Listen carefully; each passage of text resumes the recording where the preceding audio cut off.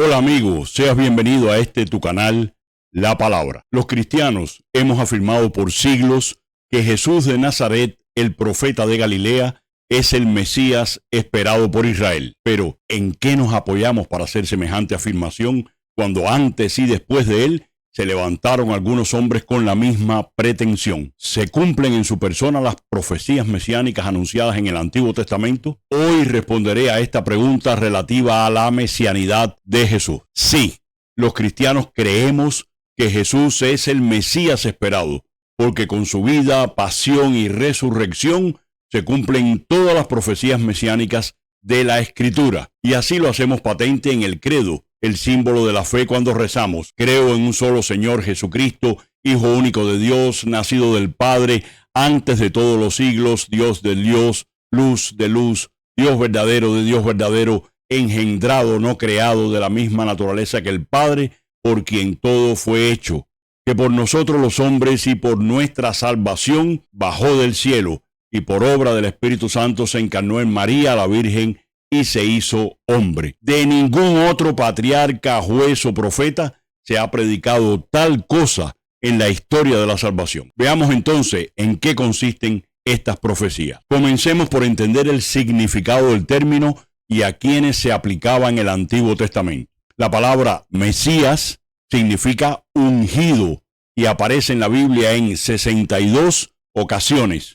En la Biblia griega fue traducida por Cristo. Un ungido era aquella persona a la que consagraban vertiendo aceite sobre su cabeza al conferirle su misión. Se aplicaba a diversos personajes, pero sobre todo al rey. Mañana a esta misma hora te enviaré un hombre de la tierra de Benjamín, lo ungirás como jefe de mi pueblo Israel, y él librará a mi pueblo de la mano de los filisteos. También a los sacerdotes, ungirás también a Aarón y a sus hijos y los consagrarás para que ejerzan mi sacerdocio. Y a los profetas, Yahvé le dijo: vuelve a tu camino en dirección al desierto de Damasco.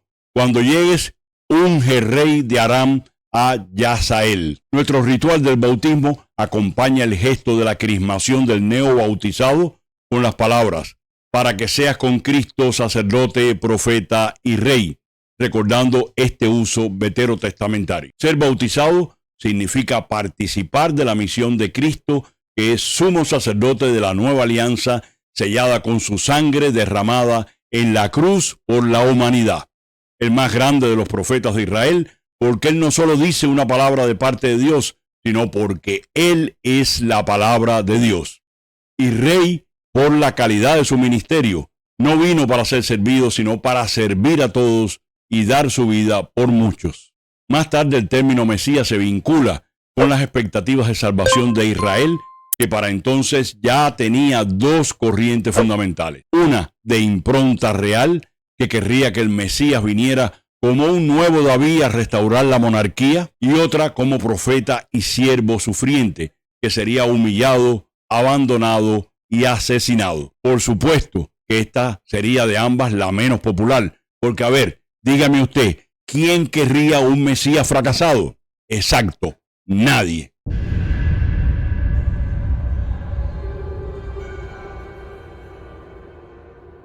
En la época de Jesús, la esperanza mesiánica era muy intensa y variada. Unos esperaban un Mesías sumo sacerdote, un nuevo Aarón que restaurara el esplendor que había tenido el templo de Jerusalén en los tiempos del rey Salomón. Otros esperaban un Mesías militar como David, que encabezara la liberación de Israel de la dominación romana, y otros la llegada de un nuevo Moisés, el gran legislador. Es claro que la vida de Jesús, sus milagros y su manera de comportarse ante la ley y el templo suscitaron esperanzas mesiánicas en sus contemporáneos, especialmente entre la gente pobre, para las que sus acciones constituían una verdadera buena noticia. Por eso el pueblo le reconocía como un profeta singular. Pero sus discípulos, aquellos que habían convivido con él durante sus breves años de ministerio público y que habían sido enviados a la misión, le reconocían como el Mesías de Dios. En los evangelios se puede constatar que los primeros creyentes vivían persuadidos de que Jesús de Nazaret era el Mesías esperado. Al menos eso le dice Andrés a su hermano Pedro. Hemos encontrado al Mesías, y dada la autoridad con que hablaba y actuaba, Todos quedaron pasmados de tal manera que se preguntaban unos a otros, ¿qué es esto? ¿Una doctrina nueva expuesta con autoridad?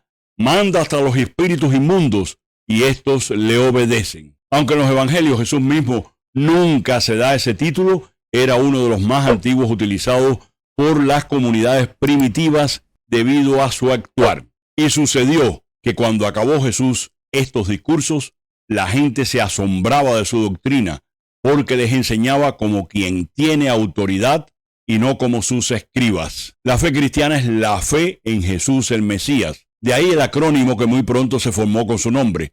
Decir Jesucristo es lo mismo que decir Jesús es el Cristo. Escucharle es escuchar a Dios, porque Él es su palabra hecha carne y porque en Él el Altísimo se hace presente de manera inigualable, al punto que verle a Él es ver a Dios mismo. Todos conocemos la historia del diálogo de Jesús con Felipe, pero vale la pena recordarlo porque es precioso. Le dice Felipe, Señor, muéstranos al Padre y nos basta. Le dice Jesús, tanto tiempo hace que estoy con ustedes y no me conoce Felipe. El que me ha visto a mí, ha visto al Padre. ¿Cómo dices tú, muéstranos al Padre? ¿No crees que yo estoy en el Padre y el Padre está en mí? Las palabras que les digo, no las digo por mi cuenta. El Padre que permanece en mí es el que realiza las obras.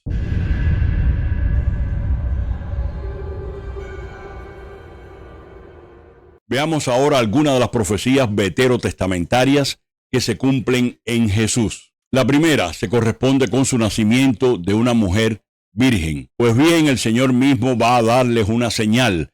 He aquí que una doncella está encinta y va a dar a luz un hijo y le pondrá por nombre Emmanuel. Y de ello da testimonio el ángel que se apareció a José anunciándole el nombre del niño. Asimismo, la Escritura enumera toda su ascendencia y su misión. Sería descendiente de Abraham, de la tribu de Judá y de la casa de David, con quien establecería una nueva alianza. Su nacimiento tiene lugar en un pequeño pueblo tal como había sido profetizado. Su ministerio público será preparado por un mensajero. Será llamado Nazareno y ungido de Dios. Sus padres lo llevarían a Egipto para evitar su asesinato y regresaría a la tierra de Israel. Entrará en Jerusalén sobre un asno mientras era aclamado por la multitud, reconocido como profeta igual a Moisés, ungido por el Espíritu Santo, predicaría en el templo. Su ministerio será sanar a los enfermos, liberar a los cautivos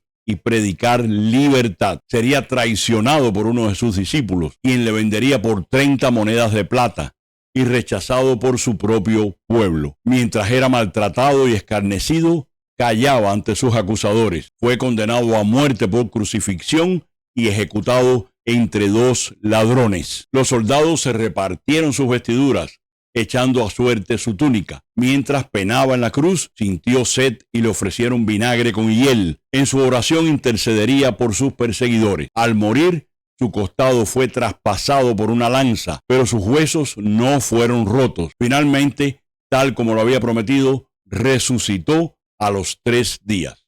¿Qué probabilidades hay de que tantas profecías se cumplan en un solo hombre y no sea este el Mesías? Si te gustó este video y deseas seguir compartiendo contenido similar, te invito a que te suscribas al canal y actives la campanita para que YouTube te avise de la próxima publicación. Y comparte con tus familiares y amigos. Me hace mucha ilusión estar cada semana contigo para hablar de la Biblia. Dios te bendiga y hasta la próxima.